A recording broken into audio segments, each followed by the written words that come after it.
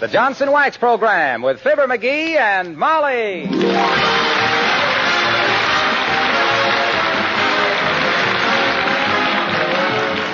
The makers of Johnson's Wax products for home and industry present Fibber McGee and Molly, aided and abetted by Bill Thompson, Gail Gordon, Arthur Q. Bryan, B. Benaderet, and yours truly, Harlow Wilcox. The writing is by Don Quinn and Phil Leslie, with music by the King's Men and Billy Mills Orchestra.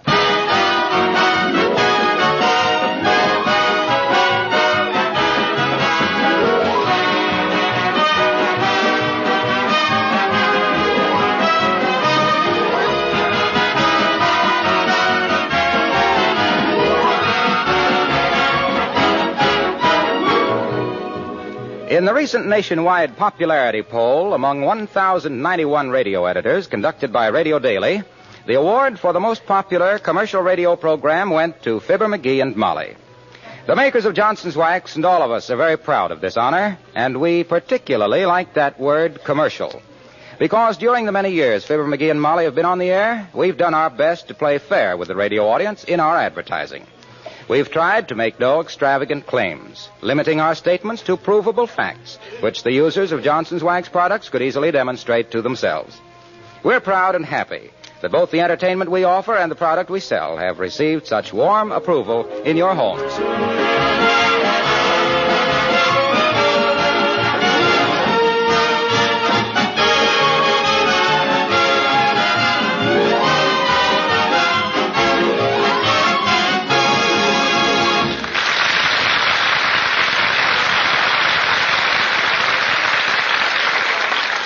When Mrs. Molly Driscoll McGee of 79 Wistful Vista gives a card party, it's not one of your catch-as-catch-can, throw your coat in the corner and deal affairs. It's a matter of flowers on the mantel, candy on the table, and shoes on the husband. And here, getting ready for the occasion, we find Fibber McGee and Molly.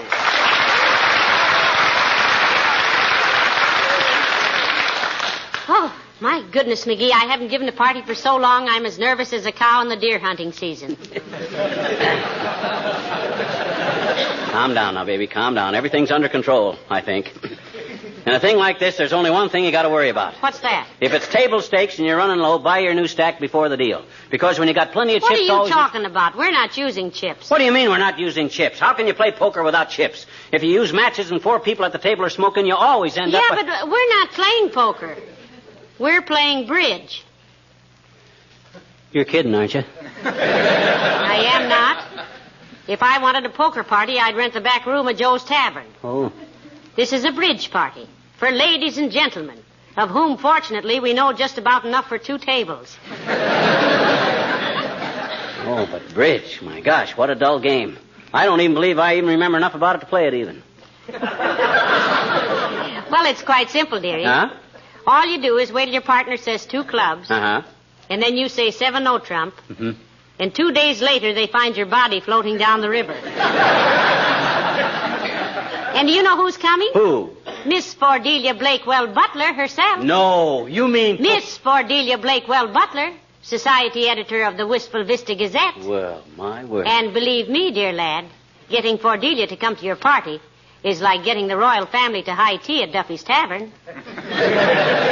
Well, gee, that's great, but I still think poker would be a much better game. Oh, I wonder who that is. It's a little early for the guests to arrive. Come in. Oh, Mrs. Carstairs. Do come in, Mrs. Carstairs. Thank you, my dear. Good day, Mr. McGee. Hi, Carsty. I understand you're one of the unfortunate victims selected for our little slaughter tonight. Better bring your checkbook and a fright wig. Please don't worry about me, Mr. McGee. Oh. Here, Mrs. McGee, is the sandwich tray you wanted to borrow. Oh, thank you so much, Millicent. You know, himself here wanted to play poker tonight instead of bridge. But what with the society editor of the Gazette coming... What? Fordelia Blakewell Butler? Oh, my dear, I congratulate you. She almost never attends social functions except in the most exclusive circles. Well, I'll spike her root beer and she can run around in one of her own.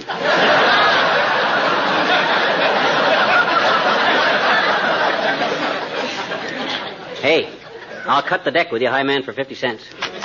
Oh, very well, Mr. McGee. Oh, and my dear, if there's anything more I can do to help out with your party, I'll be only too happy to... King of Hearts, Mr. McGee, to assist. Dad rat at the 4 diamonds. I owe you 50 cents. Let's do it again. Thank you, Millicent, but I think everything is under control now. If Marie, my upstairs maid, can help you with serving, Queen of Spades, Mr. McGee, I'm sure she'll be glad to come over. Gone at the 5 of clubs. I owe you $1. Cut 'em again, kiddo.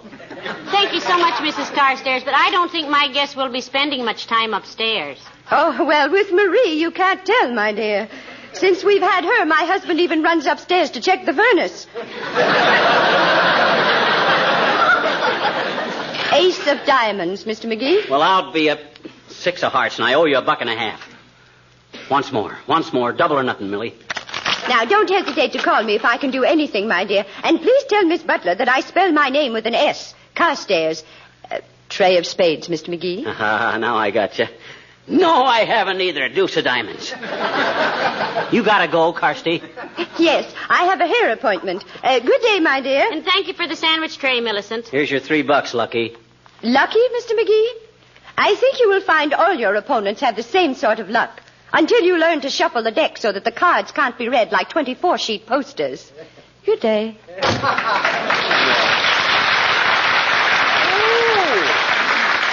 Why, that old sharpshooter. She took advantage of my clumsiness. That's what she took advantage of my. Well. Stop pouting, Pigeon. You brought it on yourself. Gee whiz. Well, now, let me see. I think maybe another bowl of peanuts on the side table there and a couple of more ashtrays on the... Come in. Hello there, kids. Oh, hello there, Mr. Oldtimer. Happened to be in the drugstore, daughter, and Kramer says you'd ordered some ice cream, and I told him I'd skip over here with it. Here you are, both kinds. We only ordered one kind, old-timer. Well, keep the kind you want, kids. I'll take the other one back. What 2 kinds did Mr. Kramer send? Tutti and fruity. Huh? If you want the fruity, I'll return the tutti, or if you want the tutti, I'll take back the fruity. Never. We'll keep both of them. Hey, tell me something. Certainly, Johnny. Tell you anything you want to know, except why there are more monkeys' uncles than there are monkeys. That's one of the great mysteries I No. You know, I think what he really wants to know, Mr. Oldtimer, is just what is your real name? Yeah. Old-timer is not only pretty corny, it's clumsy. Well, kids, I kind of hoped it would never come to this. Mm-hmm. Well, why don't you just call me number 28 or Danny K or Hey You or something? Why, you ashamed of your name? Well, no, not exactly, daughter, but just never seemed to fit me somehow. Oh. Confidentially, my name is Rupert.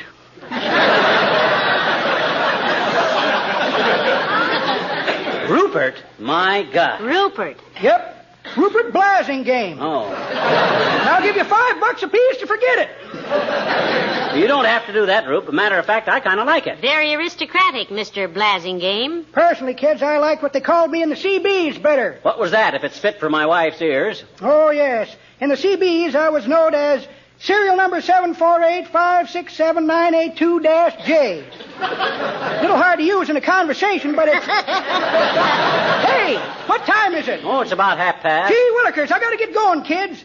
I gotta be at the tattoo parlor in 10 minutes. You mean you're getting tattooed? Nope, getting untattooed, daughter. Some of my artwork has got to be toned down a little for a civilian life. There's a hula dancer on my left shoulder that don't know it yet, but by tomorrow morning she's going to be a pilgrim father.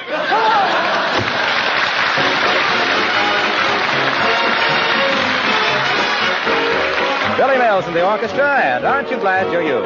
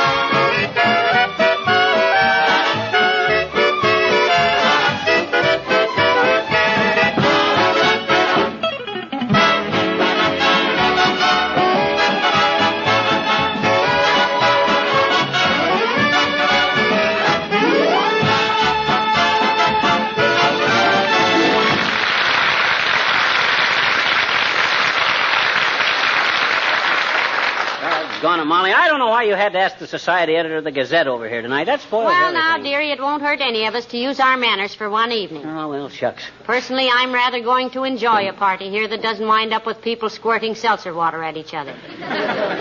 Say, McGee, oh, dear, and I haven't even had time to dress yet. Come in. Hello, Dr. Gamble. Aren't you a little early?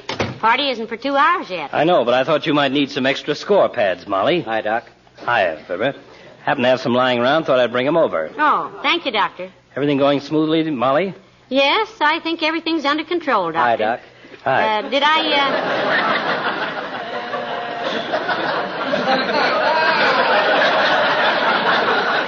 Doctor, did I tell you that Cordelia Blakewell Butler is coming? Great Scott, you mean the society editor of the Gazette? Yes. Do you know her personally, Doctor? Yes, I do. Though professionally it'd be a more accurate term, as I first met her due to a rather painful injury. What'd she do, Capsule Happy? Get run down by a typewriter carriage? Well, it's a matter of public record, so I guess I can tell you. Hi, Doc. On one of the rare occasions... Hi. On one of the rare occasions when she went out socially, coming home late at night, she got her heel caught in a streetcar track. Oh, how terrible. Was she badly hurt? Oh, not a bit. But I had to treat him for a torn ligament. He tried to get her to pay my bill. Who tried to get her to... The chap that was with her. The heel that caught in the car track. But what does Miss Butler look like, Doctor? Well, I'd say she was about 5'4", brown hair, with incipient alopecia areata due to a childhood attack of typhoid, blue eyes, inclined to acute myopia, an almost undetectable congenital malformation of the phalanges, third digit of the dexter-pedal extremity, an unobtrusive papilloma on the left inferior maxillary, and a bit underweight, due, I think, to hypothyroidism. Really a very attractive woman. Yeah, she sounds like a Powers model who's lost most of her powers. McGee, I was merely being accurate. Oh. Beauty to me is a matter of circulation, muscle tone, and a willingness to pay my fee at the end of the month. Well, I'd still like to know more about Miss Butler, Doctor. Is she very ritzy? Do I have to take off my cloak and spread it on the floor so she can cross a spilled drink? If you'd get something in the house besides root beer, Blue Nose, people wouldn't spill their drinks, they'd drink them. See you shortly.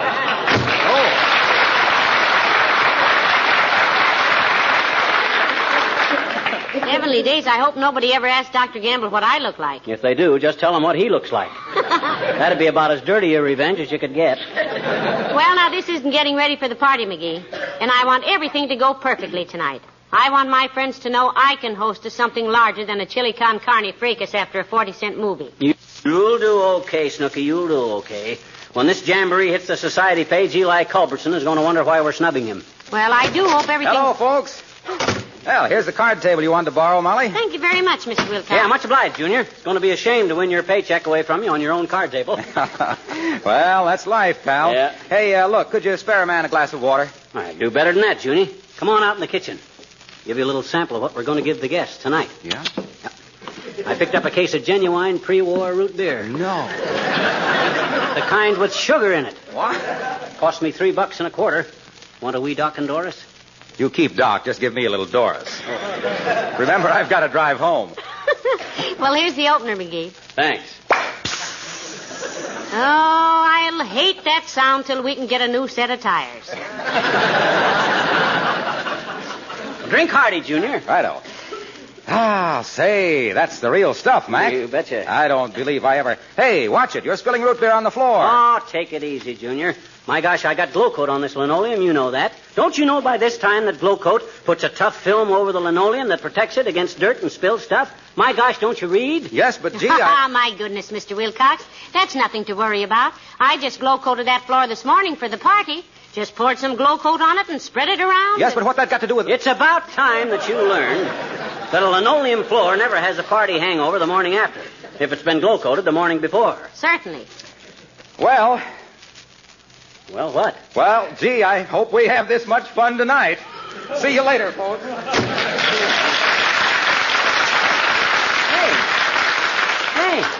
Hey, what happened there, anyhow?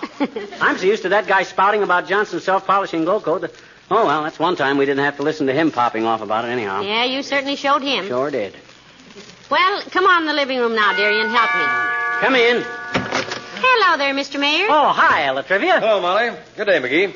Here are the extra ashtrays you wanted to borrow for your card party, Molly. Oh, thank you, Your Honor. Yeah, much obliged, Latriv. You know who's going to be here tonight? Now toss your hair back so you'll have room to raise your eyebrows. Cordelia Blakewell Butler, Mr. Mayor. Yeah. Oh, that's splendid. It'll be nice to see her again. Oh, you acquainted personal with this Butler beetle, Latriv? Well, I have met her, McGee. Mm-hmm. Rather a charming person, really. Oh. She went to college with my sister. Got her bachelor's degree the same year. Her what, Mr. Mayor? Her bachelor's degree. Gee, that's tough, Latriv. What if she changes her mind and wants to get married? What's that got to do with it? She can still get married. With a bachelor's degree? Take it easy there now, Latrivia. As a college man yourself, you know you can't practice law with a medical degree. Of course not, but a bachelor's degree And if isn't your it? college makes you a bachelor, that's legal, isn't it? Naturally, it's legal, but you don't see... So, if you're legally a bachelor and then you get married, that's illegal, isn't it? No, it is not. The legality of the matter is not... Now, just a darn minute there, Latrivia.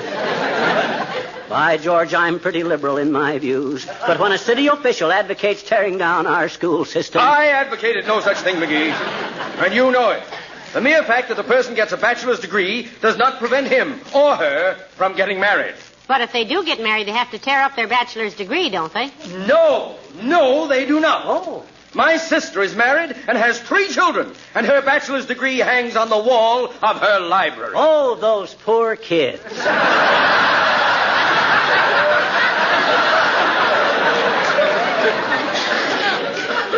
Well, this is the most shameful thing I ever heard, Your Honor. Oh, for goodness sake, look. What I'm trying to say is that a bachelor's degree is a purely honorary What's degree. so honorary about promising to be a bachelor and then turning around and getting married? That has nothing to do with it. When you get a degree as a bachelor, you're not required to maintain anything. It's merely that everybody, the scholastics,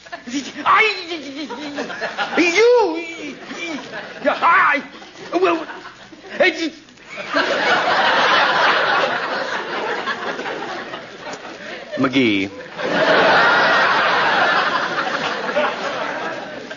Yes, Your Honor. Let's go fishing one of these days. Why, he'd just love to, Mr. Mayor, wouldn't you, dearie? Why, you betcha, Latrivia. Now, hey, what gave you the idea all of a sudden? Well, it just occurred to me that after all the years that you've been baiting me, we ought to do something about it. Now, if I may have my hat. No, Mr. Mayor, not in... No, that's the hall closet. Don't open the door.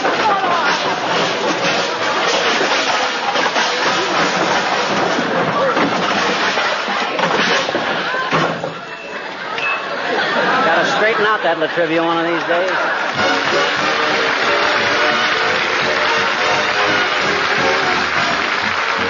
The King's Men sing Tampico.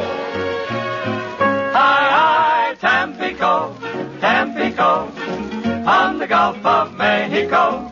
Tampico, Tampico, that's the place to go. Tampico, Tampico, where banana boats all go. Tampico, Tampico, down in Mexico. The senoritas, they wave when you arrive at the docks. The native costumes they wear are slacks and bobby socks. Hi, Tampico, Tampico, where the balmy breezes blow. Tampico, Tampico, down in Mexico. To Mexico, to Mexico, to Mexico, to Mexico, you go to buy a beautiful shawl, a souvenir for Aunt Flo, authentic Mexican art, made in Idaho. Hi, Tampico, Tampico, where the weary tourists go. Tampico, Tampico, down in Mexico. You think you'll learn to do the samba and the rumba, so you engage a senorita in a hurry. You find she's got a Brooklyn telephone number and learn to dance by mail from Arthur Murray. Ow! Tampico, Tampico, where the great big bull they throw. Tampico, Tampico, down in Mexico. As the sunset fades to a purple glow, we bid farewell to Tampico. We'll steal away and leave her stay there on the Gulf of Mexico.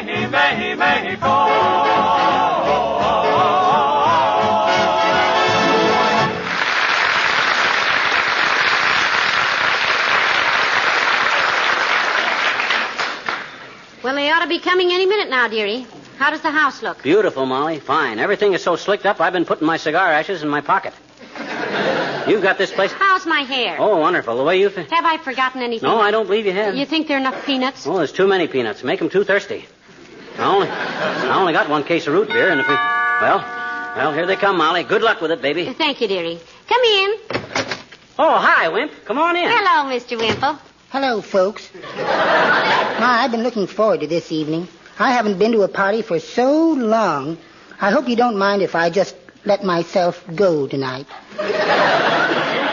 You just unwind, Mr. Wimple. Have fun. You really get raucous, do you, Wimp?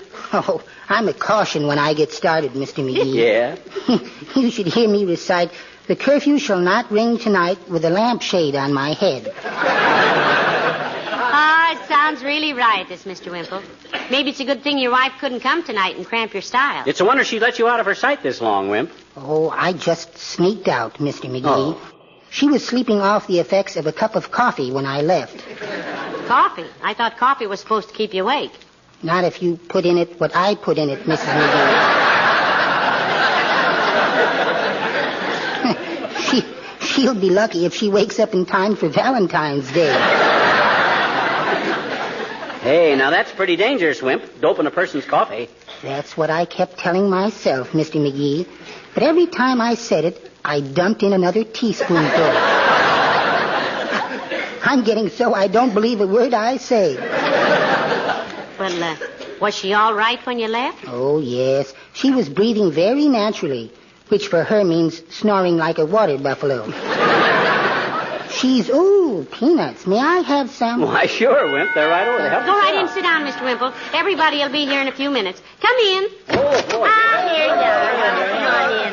Come on, break out the baseboards, Rothstein. I brought a sun lamp with me in case I lose my shirt. Hey, the house looks swell, Molly. The way that furniture shines. Please, Mr. Wilcox, no shop talk. Oh, sorry. Well, is everybody here? Because I'm already... Uh-oh, peanuts. Huh? Lay off, Gamble. I saw them first. Well, now let's see. Oh, my goodness, McGee, this must be Cordelia Blakewell Butler. Don't look so scared, Tootsie. She ain't going to bite you. Come in. Mrs. McGee, I am Cordelia Butler. Oh? Well, do come in, Miss Butler. It was so nice of you to come. It was nice of you to ask me, Mrs. McGee. Yes. This is my husband, Miss Butler. How do you do, Mr. McGee? Hiya, Cordelia. Hey, you're pretty good looking. From what Doc Gamble says, I was expecting a broken down McGee. old... I'm so glad Dr. Gamble is here. One of my dearest friends, you know. Oh, he's one of the dearest friends anybody ever had, Ferdy. His bill's at the end of the year. Please, now, McGee. Miss Butler, I'd like to have you meet the rest of our friends. Mrs. Carstairs, this is Miss Cordelia Blakewell Butler.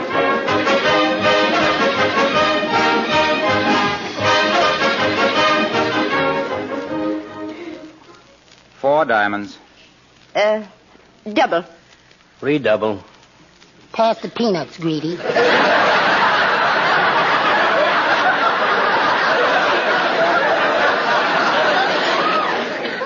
Well, that's our game, Mr. Mayor. I've been doing very well tonight, Molly. I haven't seen so many spades since the WPA finished the airport. Hey, how about some refreshments, Molly? I could eat the horns off of Gandy's goat. Oh, my goodness, McGee. It's only a little after 9. Could I get you anything, Miss Butler? Well, if it isn't too much trouble, I would like a glass of water, Mrs. McGee. Why, sure, Cordelia. You're a cinch. We get it piped right into the house here. You just sit there now. Oh, I'll come with you, Mr. McGee. I'm dummy anyway.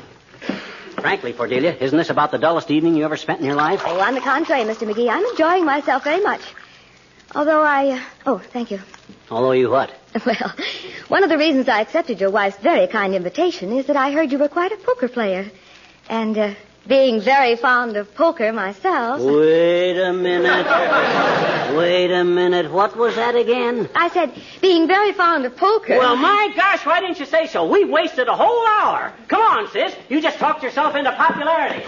Attention, everybody. Cordelia wants to play poker. Throw them bridge scores out the window and break out the chips. Come on, guys. Come on, get ready. Well, now, really, I didn't intend to. That's all right, dearie. Now, it was my mistake. Move those tables together, boys, and take off your coats. What'll it be, dealer's choice? Yes, and you deal the first hand, Cordelia. Oh, wonderful. Get your chips on the line and feed that hungry kitty. Yes, dog. Here we go with Spit in the Ocean. Oh, boy, that's for me.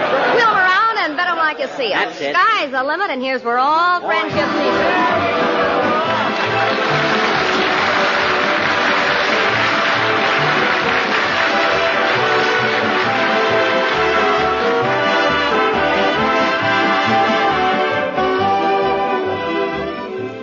It's been said that the best way to judge a product is by its popularity. Well, now, I'm a mere male when it comes to shopping, but that sounds like good common sense to me. That's one reason why I have such confidence in telling you about Johnson's self-polishing glow coat. Did you know that more women use this famous wax floor polish than any other polish in the world? The reason for such popularity is simple, of course. When you protect your linoleum with glow coat, you accomplish two things.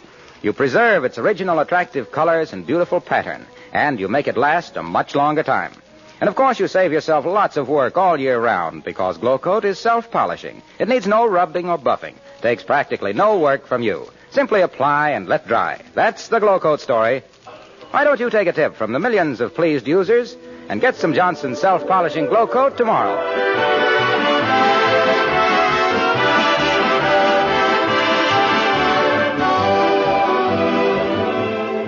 Well, dearie, I guess our party was a success after all. I'll say, look at this picture in the paper. And listen to this. It says, Mrs. McGee, one of the town's smarter hostesses, entertained with a card party last night. In sharp contrast to the usual sticky bridge affair, the McGee party was one your editor will long remember, to the tune of $16. What else does she say? Oh, a lot. Here, read it. There was only one little thing I thought she'd never say last night. What was that? Good night. Oh, good night, all.